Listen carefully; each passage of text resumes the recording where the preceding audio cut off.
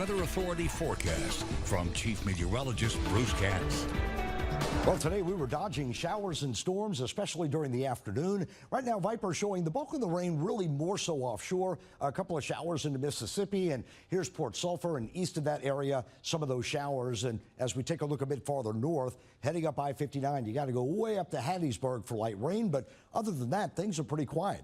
Now, during the day, we started out with sunny skies, so it was clear. Here we have in the morning, now no rain. By the afternoon, bubbling up of showers, heavy downpours. We did have a couple of flash flood warnings in effect, as well as even a couple of severe thunderstorm warnings. Tomorrow, we've got one more day of that. Tomorrow, elevated rain chances at about 60%. Tonight, though, we are dry. Tomorrow morning, as the kids head to the bus stop, you should be fine. And during the afternoon, here we go, more storms around. Some heavy downpours at times, but some areas may not get any rain at all. So tomorrow, if you don't get the rain, you'll be back in the low to mid 90s. If you get the rain, you could actually cool down into the upper 70s. Now, Friday night plans looking good into Saturday morning. We've got a little boundary moving in, and with drier air, the weekend actually is looking a bit drier. 30% chance of rain, although it's not zero, 30%, much better than that 60%. So over the weekend, our rain chances do head down, and I think most areas will be dry. And if you get a shower, likely over the weekend, it will not last that long. So as we take a look, we've been talking about a potential cool front moving in next week. Now, for now, it's beginning to dig north, but as we go into next Monday, Tuesday, and Wednesday, it comes all the way down into the Gulf, and that brings in drier and less humid air. So lower humidity really makes a difference, especially at night. Look at the cool air. This is 6 through 10 day outlook coming in from the Climate Prediction Center from the 26th through the end of the month. As you can see, much lower humidity coming in as that big trough develops kind of on the backside of some of the storms we're seeing out in the Atlantic. That is helping to usher in some of that cooler and drier air. As we look at the temperatures, most of us are in the upper 70s and lower 80s. So with the rain and cloud cover, today's highs only were in the lower 90s as opposed to the mid to even upper 90s. So definitely you get a little cooler with cloud cover and rain. And if you get the rain, you really cool down. But after that, the humidity does come back. Right now, the dew points in the 70s.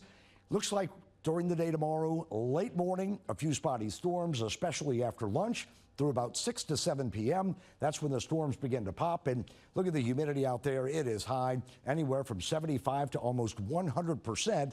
And the winds are really calming down North Shore and South Shore at this hour.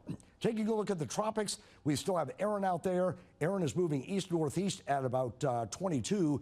This is the newest advisory, so it's a Category 2, moving eastward, finally by tomorrow into the weekend away from the United States.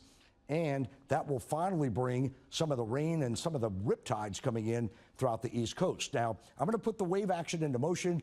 I mean, at times up to 35 to 40 foot waves, and still Atlantic City over to Norfolk, they could see offshore 10 to 11 foot waves and inland waves coming in at about 3 to 5 feet. So they have had some coastal flooding in those areas, especially from Hatteras all the way up to Atlantic City. The wind field still very broad, but you can see it is backing away from the United States as it begins to move off to the east.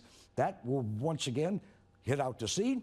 We'll finally put it to bed over the weekend, but we're not done with the tropics. We have one feature, now a 70% chance of developing, and this feature at 40%. So the one a little bit closer, you'll notice, moving west-northwest at 13, this is Invest Wave 90L, and when they put out an Invest, they start putting models in. Now, although we don't have a center, it does give us an indication of where likely these will go with that still ridge of high pressure holding in to the east. Like Erin, this one is going to move off to the north and east and likely not bother us at all. Then we have 99L. This one way out to sea, but notice how far south it is. It's moving west at 18, and some of the models bring it toward the Caribbean, but no models develop this into a system. So right now it's something we're watching, but at this point, the models just don't develop it much. And with that big trough coming in, with that cooler air next week on top of the ridge to the east, likely the Gulf is going to be shut off all the way through the end of August, which, hey, no complaints here. Tomorrow, here's that high rain chance at 60%. down to 30 to 40% over the weekend. So fewer storms, especially on Sunday. High temperatures will be staying in the 90s, but how about some upper 80s? Look at next Wednesday and Thursday with that front moving in, some upper 80s. I know it's not cool, but lower humidity makes it feel nice, and we may even see some 60s coming in on the North Shore. 1-footers out there right now, likely staying 1 to 2 feet over the next few days. So tropics are busy, but around here, keeping the fingers crossed, we got no worries. Keep those fingers crossed all through the rest of hurricane season, please. Every week we get by is a win. Yes, and exactly, I say it Bruce. and say it and say it. So don't want to jinx it, but we're looking good. All right. Thank you, Bruce.